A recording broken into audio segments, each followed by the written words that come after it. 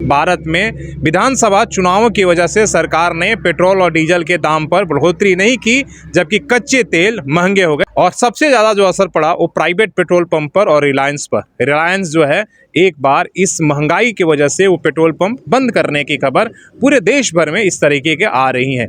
कारण क्या है, पहले हम आपको समझाते हैं और बताते हैं। पता है कि थोक में सरकार ने 24 रुपये प्रति लीटर डीजल का दाम बढ़ा दिया, लेकिन खुदरा में अभी भी 80 पैसे कर अभी जो है वो 6 रुपये के आसपास में पेट्रोल का दाम और डीजल का भी इसके आसपास में उन्होंने बढ़ा दिया है। लेकिन अभी भी कंपनी का कहना है कि नहीं, आपने थोक में तो 24 रुपये बढ़ा दिया है, तो आप अगर यहाँ भी 24 से 25 रुपये अगर बढ़ाएंगे तभी हम तेल बेचेंगे, तभी हमें फ़ायदा होगा। पहले कभी ऐसी दिक्कत हुई है? पहली बार ऐसा दिक्कत हुआ है? इससे पहले भी हुआ था। हाँ। 10 साल पहले बंद था बहुत। मेरा ही अकेला का खतरा तो नहीं होगा सर, यहाँ जितना स्टाफ है हाँ। सबका खतरा हो सकता है। हो सकता है ना। अभी किसी को बैठाया गया है कि नहीं काम से? बैठा है तो अभी तो किसी को नहीं बैठा गया है। जितने स्टाफ थे सभी आ रहे हैं? हाँ, सभी आ रहा है। जो लोग निजीकरण को सपोर्ट करने वाले हैं, जो चाहते हैं कि हर काम प्राइवेट कंपनियों को हाथ में दे दिया जाए, उनके लिए भी ये सबक है। जो सरकारी देश की सरकारी तेल कंपनियां थी, वो हिंदुस्तान पेट्रोलियम हो या भारत पेट्रोलियम या इंडियन ऑयल, उन्होंने 22,000 करोड़ का घाटा सहकर आपको और हमको तेल बेचा। आपको इनको प्राइवेट कंपनियों को करना हुआ तो इन्होंने कहा भाई आप जैसे कि निजी कंपनियों का काम ही है मुनाफा कमाना, हम घाटे में तेल कैसे बेचेंगे। इसलिए इन्होंने पहले आपूर्ति कम किया, अब धीरे धीरे ठप ही कर दिया है। नमस्कार, सोशल संवाद में स्वागत है। मैं शशि भूषण। अभी हम NH33 पर हैं और आप मेरे पीछे देख रहे हैं कि रिलायंस का पेट्रोल पंप है और ये पेट्रोल पंप अभी बंद है। पिछले 7 और 8 दिनों से यहाँ पर तेल की जो आपूर्ति है वो नहीं हो रही है, मतलब पूरी तरीके से ठप हो गई थी। हालांकि देश भर में खबरें आ रही थी कि पेट्रोल और डीजल जिस तरीके से क्रूड ऑयल महंगा हुआ है वैसे में और पेट्रोलियम का दाम नहीं बढ़ा है। 4 नवंबर से लेकर मार्च तक भारत में विधानसभा चुनावों की वजह से सरकार ने पेट्रोल और डीजल के दाम पर बढ़ोतरी नहीं की, जबकि कच्चे तेल महंगे हो गए। 70 रुपये से लेकर 120 बैरल प्रति डॉलर हो गया। लेकिन सरकार ने चुनाव के डर बोलिए या जोखिम उसके वजह से कच्चे जो है घरेलू जो खुदरा तेल है वो दाम नहीं बढ़ाया। हुआ क्या, इससे असर कैसे पड़ा? और सबसे ज़्यादा जो असर पड़ा वो प्राइवेट पेट्रोल पंप पर और रिलायंस पर। रिलायंस जो है एक बार इस महंगाई की वजह से वो पेट्रोल पंप बंद करने की खबर पूरे देश भर में इस तरीके के आ रही हैं। कारण क्या है, पहले हम आपको समझाते हैं और बताते हैं। हुआ क्या है कि चुनाव की वजह से सरकार ने तो दाम बढ़ाया नहीं, और जो सरकारी तेल कंपनियां थी उन्होंने घाटे में भी, इसलिए कि देखिए एक बात और कहते हैं, जो लोग निजीकरण को सपोर्ट करने वाले हैं, जो चाहते हैं कि हर काम प्राइवेट कंपनियों को हाथ में दे दिया जाए, उनके लिए भी ये सबक है। जो सरकारी देश की सरकारी तेल कंपनियां थी, वो हिंदुस्तान पेट्रोलियम हो या भारत पेट्रोलियम या इंडियन ऑयल, उन्होंने 22,000 करोड़ का घाटा सहकर आपको और हमको तेल बेचा। लेकिन जैसे ही एक काम आपको इनको प्राइवेट कंपनियों को करना हुआ तो इन्होंने कहा भाई आप जैसे कि निजी कंपनियों का काम ही है मुनाफा कमाना, हम घाटे में तेल कैसे बेचेंगे। इसलिए इन्होंने पहले आपूर्ति कम किया, अब धीरे धीरे ठप ही कर दिया है। बाहर ये भेज रहे हैं, बाहर देशों में तेल बेच रहे हैं, लेकिन भारत में ये पेट्रोल के जरिए पेट्रोल पंप नहीं बेच रहे। क्योंकि आपको एक बात और पता है कि थोक में सरकार ने 24 रुपये प्रति लीटर डीजल का दाम बढ़ा दिया, लेकिन खुदरा में अभी भी 80 पैसे कर अभी जो है वो 6 रुपये के आसपास में पेट्रोल का दाम और डीजल का भी इसके आसपास में उन्होंने बढ़ा दिया है। लेकिन अभी भी कंपनी का कहना है कि नहीं, आपने थोक में तो 24 रुपये बढ़ा दिया है, तो आप अगर यहाँ भी 24 से 25 रुपये अगर बढ़ाएंगे तभी हम तेल बेचेंगे, तभी हमें फ़ायदा होगा। क्योंकि हम घाटे में अब जो है व्यापार बिजनेस नहीं कर सकते हैं और कंपनी को हर दिन घाटा हो रहा है, मतलब प्रति लीटर डीजल पेट्रोल 12 से 14 रुपये की घाटा हो रही है। एक कंपनी का तर्क है और इसीलिए आप देखिए जिस तरीके से ठप पड़ी हुई है, इसी तरह देश भर में जो है रिलायंस के पेट्रोल पंप जो है ठप पड़े हैं और इसके साथ साथ बाकी जो प्राइवेट कंपनियां हैं उनका भी हाल कमोबेश है। सवाल ये है कि अगर ये पंप एक बार 2008 में बंद हुआ था, 2008 में भी यही परिस्थिति थी, उस समय जो क्रूड ऑयल था वो 150 प्रति बैरल डॉलर पहुंच गया था। उस समय भी कंपनी ने सबसे आसान रास्ता चुना, उन्होंने तेल की आपूर्ति बंद कर दी और 1400 पेट्रोल पंप रिलायंस के बंद हुए।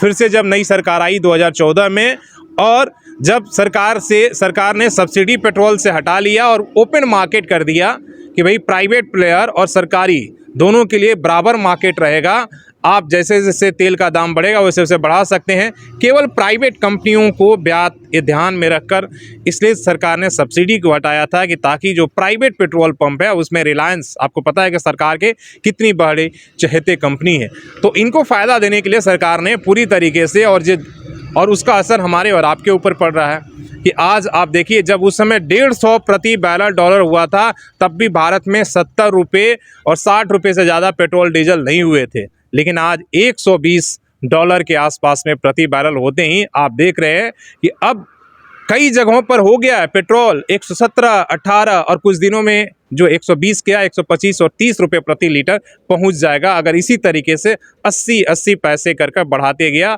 आज 7वां और 8वां दिन है जब 80 पैसे की बढ़ोतरी हुई है।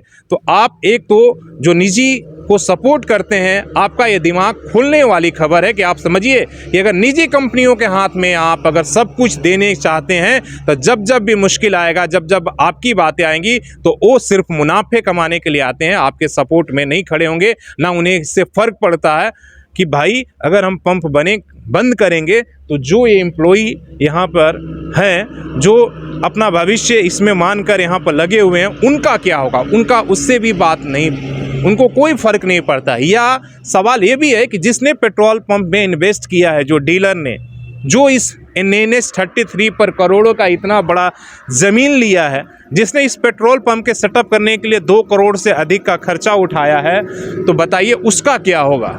उन्हें इन बातों से फ़र्क नहीं पड़ता और इसीलिए आप देखिए कि पिछले 10 दिनों से आपूर्ति पूरी तरीके से ठप पड़ी है और इसी तरीके से इस इंतज़ार में ये लोग एक तरह से झाड़ साफ सफाई करके है कि हो सकता है कि हालात बेहतर हो जाए और फिर से जो है तेल की आपूर्ति शुरू हो जाएगी। ये आपको दिखाने और बताने की, आप देखिए पिछले ये लोग यहाँ पर साफ़ सफाई करके और इस इंतज़ार में हैं कि कल से आ जाए, परसों से आ जाए, लेकिन सब कुछ यहाँ पर सुना सना पड़ा है।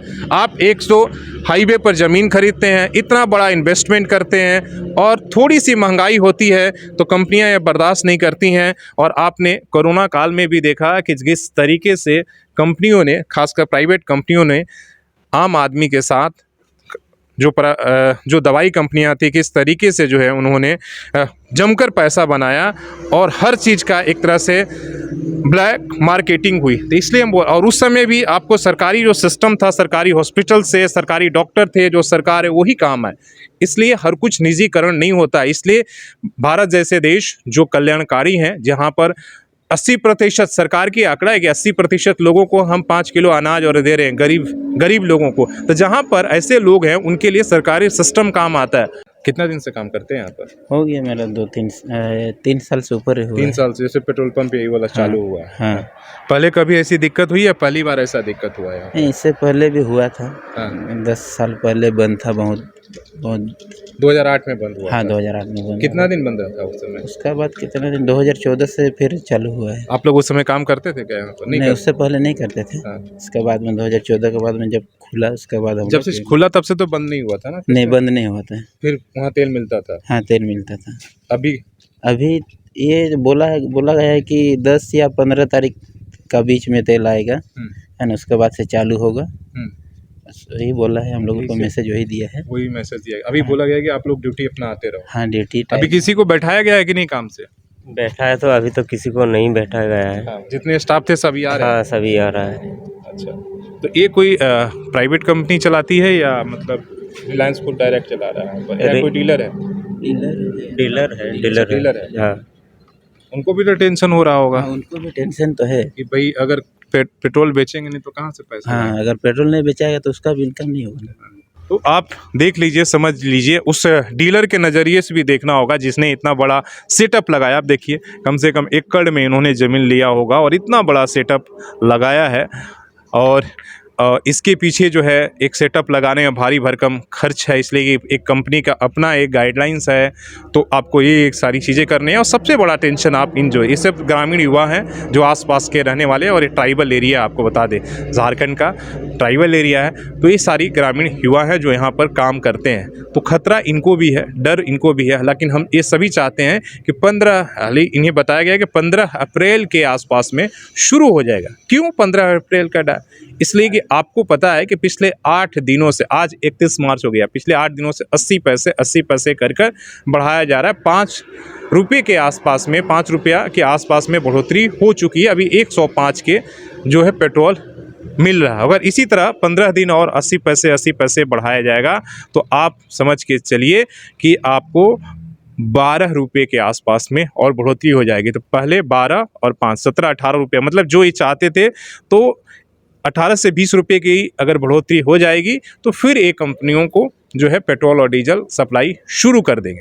हालांकि पेट्रोल और डीजल एसेंशियल कमोडिटी है, इसे आप किसी भी तरीके से बंद नहीं कर सकते। लेकिन इन पर क्या है, प्राइवेट कंपनियों पर सरकार का किसी भी तरीके का नियम नहीं चलता। इसलिए कि आपको बताने और हमें बताने की ज़रूरत नहीं है कि रिलायंस का मतलब इस सरकार में क्या कुछ होता है और अनिल अंबानी का मतलब क्या होता है। इसलिए आप इस बात को पूरी तरीके से समझ रहे हैं। तो इसीलिए ये जो है, मैं बार बार बस इसी बात के कह रहा हूँ कि आपको सरकारी सिस्टम को बचाना होगा। जो सार्वजनिक कंपनियां हैं वही आपको मुसीबत में काम आएंगी।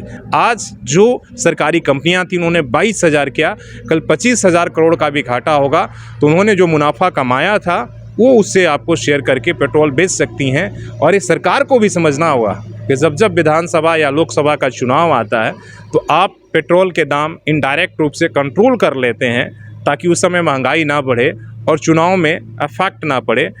तो लेकिन ये काम सिर्फ आप सरकारी कंपनियों के साथ ही कर सकते हैं, प्राइवेट के साथ नहीं। प्राइवेट को तो हर हाल में मुनाफा चाहिए। तो अपने सहयोगी CH राममूर्ति के साथ मैं शशि भूषण, सोशल संवाद न्यूज़, झारखंड।